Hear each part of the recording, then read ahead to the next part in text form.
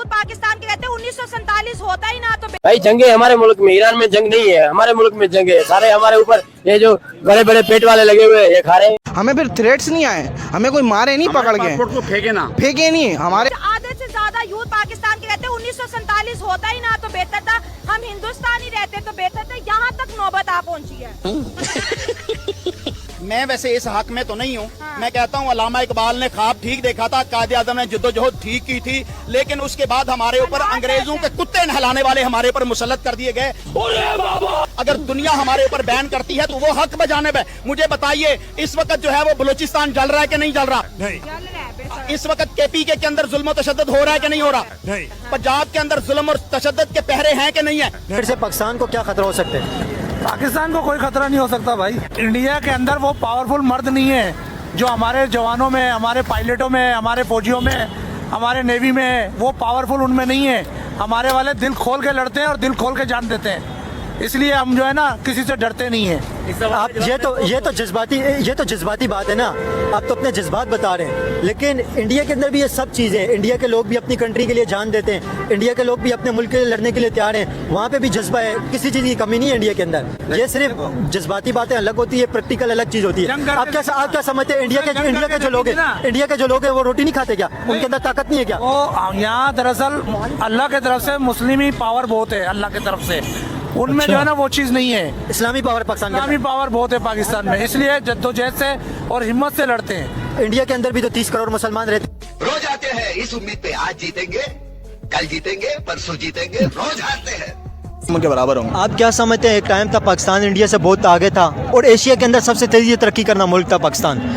क्या समझते हैं इंडिया इतना आगे कैसे चला गया, इतना आगे चला गया और पाकिस्तान इतना पीछे कैसे रह गया? क्या समझते हैं इंडिया ने ऐसा क्या काम किया कि इंडिया तेजी से तरक्की कर रहा है? जो बिजनेसमैन है वो बाहर शिफ्ट हो रहे हैं यहाँ से, वो काम यहाँ कर ही नहीं रहे हैं। क्या वजह, क्यों बाहर शिफ्ट हो? जाहिर सी बात है हुकूमत है वजह। अब सिनेरियो चेंज हुआ तो इंशाल्लाह आगे जाके वो दोबारा यहाँ पे आएंगे। हुकूमत ऐसा क्या काम करती है कि बिजनेसमैन बाहर चला जाता है? हुकूमत नहीं करती, जाहिर सी बात है जब माशी हालत ख़राब होंगे तो जाहिर सी बात सब बाहर जाएंगे। इंडियंस ने हमारी पॉलिटिकल वेबसाइट हैक करी थी, आपको याद है? एक हमारी पॉलिटिकल पार्टी है, उनकी वेबसाइट हैक हुई थी और उस पर इंडियन फ्लैग लहराया गया था। विद इन 24 आवर्स हमने 217 वेबसाइट इंडियन की वेब हैक करी थी, इसमें हम खुद शामिल थे।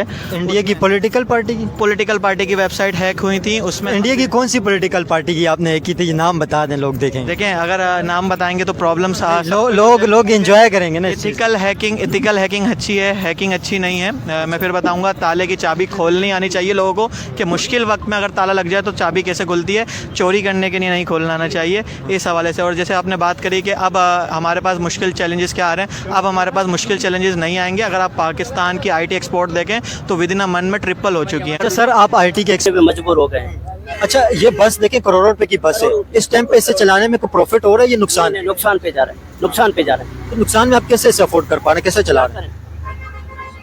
चलाना पड़ रहा है, मजबूरी है ना। शहबाज हुकूमत शहबाजी में पूरा है, क्या कर सकते हैं। पहले पेट्रोल की कीमतें बढ़ने से पहले आपके टिकट की क्या प्राइस थी, अभी क्या प्राइस है? अभी वो जो टिकट हम मांग रहे हैं वो मिल नहीं रहा है। नहीं, पहले कितनी कीमत थी टिकट की, अभी कितनी? 1500 1600, अभी 1800 अफोर्ड नहीं हो रहा है।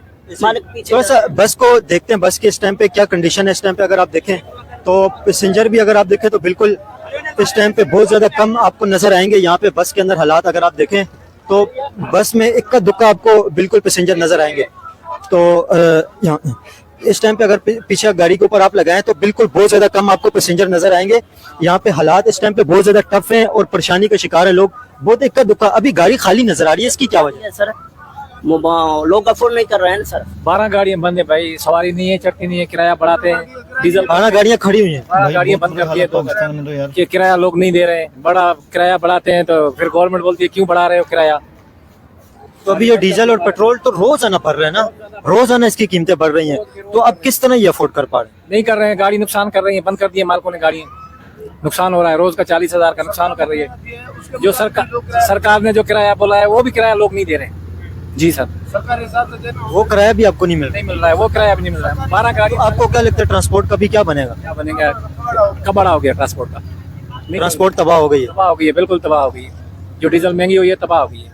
ऐसे ही आप क्या कहना चाहेंगे, पेट्रोल डीजल की कीमतों ने कितना ज्यादा अफेक्ट किया और लोग कितने परेशान हैं? बहरहाल कुछ नहीं हो रहा है, किराया नहीं मिल रहा है, तो रोज बरोज डीजल बढ़ रहा है, कोई किराया नहीं मिल रहा है, क्या रेट रखे किराए का, वही हिसाब है। अभी तकरीबन चार रात को सो जा सुबह को डीजल पड़ गया, रात को सो जा सुबह को डीजल पड़ गया। तो ये तो रोजाना का भी काम हो गया, पहले एक हफ्ते के बाद झटका लगता था, अभी रोजाना सुबह उठोगे झटका लगेगा। अभी रात को, आज रात को भी पड़ा है, अगली रात को, ऐसे रोजाना है। अभी पता नहीं, अल्लाह को पता है क्या होगा, इतने क्या कर रहे हैं, अल्लाह उनको हिदायत देवे। गरीब लोग की रोटी एक खाने की। आप क्या कहना चाहेंगे, पेट्रोल डीजल की कीमतों ने कितना ज्यादा अफेक्ट किया? तो डीजल पेट्रोल को क्या कहा कि जब मेरा एंटी भी मेरी तारीफ करने लगे तो समझो रॉकेट तो बना हुआ है भाई साहब। अच्छा। मैंने तो बल्कि किसी को मजाक में बोला, मैंने कहा हालांकि बेटा छोटा है, अगर थोड़ा सा होता हिसाब किताब तो मैंने कहा एक कदम लेके ही चलते साथ में। आज हमारा एक वक्त टाइम था कि एक रुपया पाकिस्तान का 1 रुपया हिंदुस्तान का बराबर था।